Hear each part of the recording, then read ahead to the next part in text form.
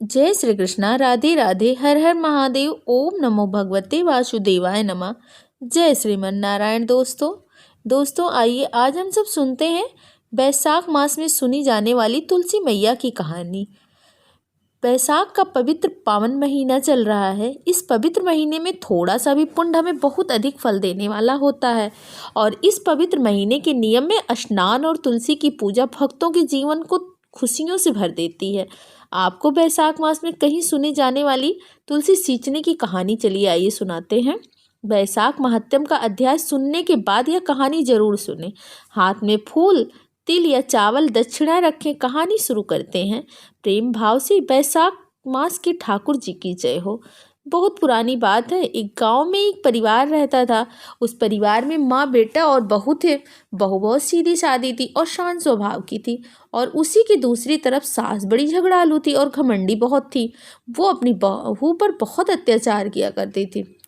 उससे सारे घर के काम करवाती थी और खाने के लिए उसे एक सूखी रोटी दे देती थी।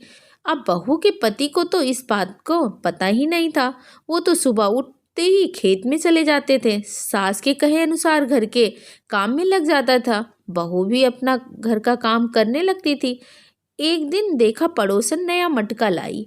पड़ोसन ने बात ही बात में बहू को बताया कि बैसाख स्नान करने की तैयारी कर रही हूँ। बहू को बैसाख मास के बारे में तो कुछ पता ही नहीं था, इसीलिए वो पड़ोसन से पूछने लगी।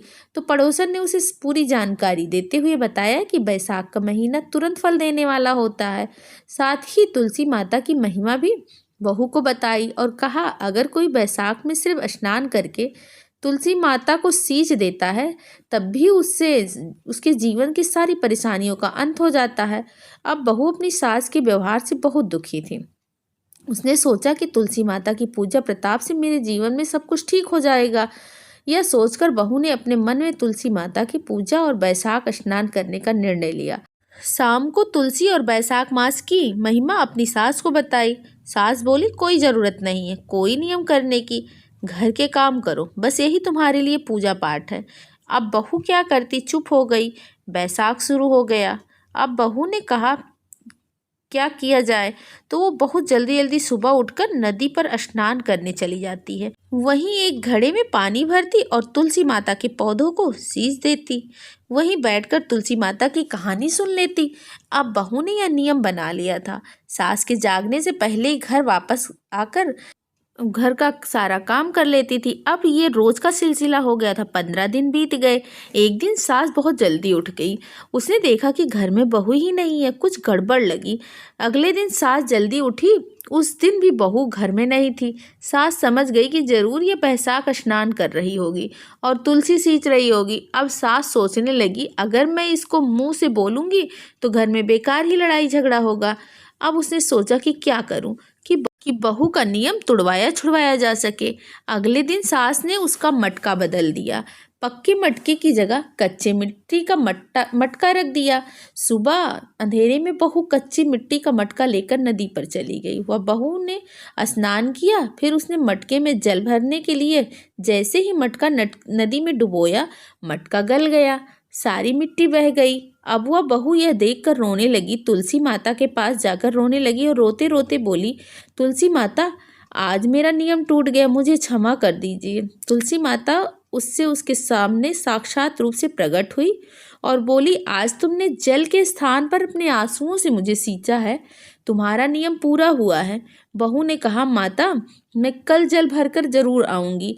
अगर मेरी सास को यह पता चलेगा कि मैंने मटका नदी में बहा दिया तो बहुत गुस्सा होगी। तुलसी माता ने उसे एक मटका दिया जिसे लेकर वह खुशी खुशी घर आई। सास ने देखा तो मटके सोने का था।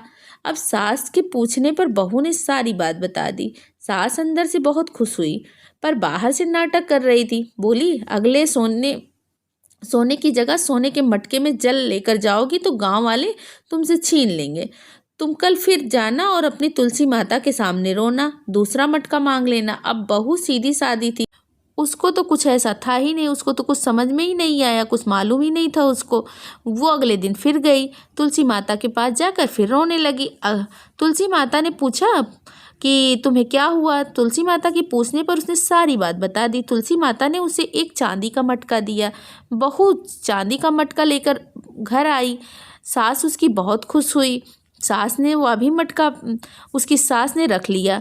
अपनी बहू से फिर अगले दिन रोने के लिए कहा। अब बहू सास के डर से कुछ बोल नहीं पाई। फिर तुलसी माता के पास जाकर बैठ गई और फिर रोने लगी। तुलसी माता ने आकर पूछा तो सारी बात बता दी। तो उसने रोते रोते सारी बात बता दी। अब तुलसी माता ने कहा, तेरी सास का लालच तो ख़त्म ही नहीं हो रहा है, आज मिट्टी का मटका ले जा। कह के तुलसी माता ने उसे एक मिट्टी का मटका दिया। बहू जब घर आई तो उसकी सास बहुत गुस्सा होने लगी और कहने लगी, तुम्हारी तुलसी माता के पास क्या सिर्फ इतना ही धन था? जिसके पास कुछ भी नहीं है उसको सींचने से क्या लाभ? अब यह कहकर बहू को बहुत गुस्सा करने लगी, लेकिन बहू ने सास की एक भी बात नहीं मानी। जो उसका नियम था वह सुबह उठकर वह करने लगी। पूरे महीने सास से छुप छुपा कर नदी पर स्नान करती, तुलसी माता को सींचती। महीना समाप्त होने पर था। एक दिन सास छुपाए हुए अपने दोनों मटकों को देखने गई तो उसने देखा कि दोनों मटके कच्ची मिट्टी के बन गए थे। अब यह देखकर तो सास का गुस्सा सातवें आसमान पर पहुंच गया। तो बहू पर बहुत गुस्सा करने लगी, बहुत बुरा भला कहने लगी और साक्षात तुलसी माता उसके सामने फिर प्रकट हुई और वह सास को बोलने लगी, तुम्हारे लालच के और घमंड से यह सब हुआ है। तुम बहुत पाप की हो, इसीलिए तुम्हारे छूने से यह मटका मिट्टी का बन गया। जैसा बोओगी वैसा ही काटोगी। तुलसी माता के प्रताप और कृपा से सास की आंखें खुल गई और वह बहुत रोई और तुलसी माता से क्षमा मांगने लगी। तुलसी माता के क्षमा करने पर तुलसी माता ने भी क्षमा कर दिया और खुश रहने का आशीर्वाद दिया। तुलसी माता की कृपा से तीनों घड़े खुद ही सोने के हो गए। अब सास बहू मिलकर हर रोज तुलसी माता के नित नियम से तुलसी माता की पूजा करने लगी और तुलसी माता की कृपा से उनके घर में धन धान्य की कोई कमी नहीं रही। तुलसी माता, आपने जैसी कृपा सास बहू पर की वैसे ही कृपा अपने सभी भक्तों पर बनाए रखना। जय तुलसी मैया की। जय हो तुलसी महारानी की।